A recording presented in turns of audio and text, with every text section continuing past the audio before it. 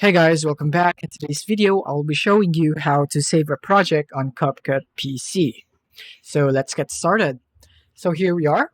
And if you're one of the people that are finding it hard to save your project, where is the save button, and you're panicking because you can save your file, you don't have to worry about it because you can just exit this, and you can already have it would automatically be saved right here.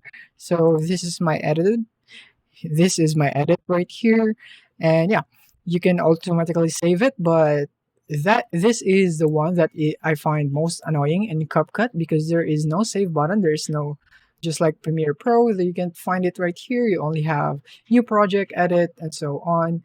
But the good thing is that even if this abruptly closes, you can still have it saved right here, and I think you can rename it. Yeah, right here you can rename your project right here, sample project, and right here.